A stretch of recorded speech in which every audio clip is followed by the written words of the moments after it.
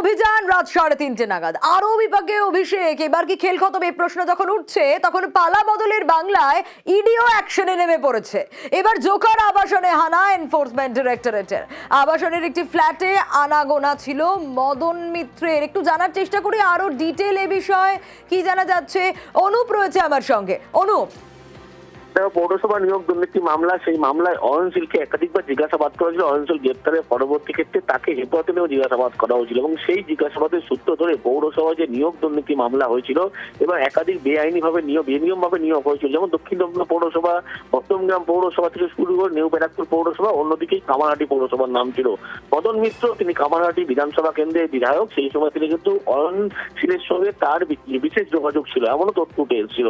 এবং সেই কামারহাটি পৌরসভায় বেনিয়ম ভাবে চাকরি হয়েছিল। অয়নশীলের হাত ধরেই কিন্তু এই চাকরি সুপারিশ দিয়েছিল মদন মিত্র। এমন বেশ কিছু তথ্য ইতিমধ্যে ইডি পায়। এরপরে ইডির পক্ষ থেকে আজকে দেখা যায় সকাল থেকে 4টি টিম তল্লাশি অভিযানে বেরোয়। একদিকে মদন মিত্রের যে একটি পুরনো বলা হচ্ছে 10 বছর আগে যে ফ্ল্যাটে তিনি থাকতেন জোকা এলাকায়, সেখানে ইডি আদি যেন পৌঁছেছে ইতিমধ্যেই। ভবানীপুরে মদন মিত্রের বাড়ি, যেখানে মদন মিত্র রয়েছেন তৃণমূল বিধায়ক, সেখানে ইতিমধ্যেই ইডি পৌঁছেছেন বলে খবর।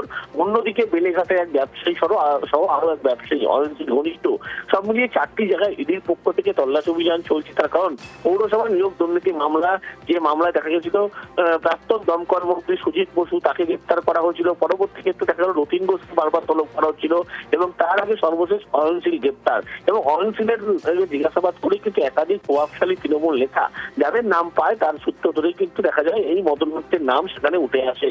এরপরেই আজকে ইডির পক্ষ থেকে আজকে তল্লাশি অভিযান এবং একযোগে ইডির 4টি জায়গা তল্লাশি করছে। জোকায় মদন মিত্রের পুরনো একটি ফ্ল্যাট, যেটি মদন মিত্রের ফ্ল্যাট বলে পরিচিত, সেখানে রয়েছে।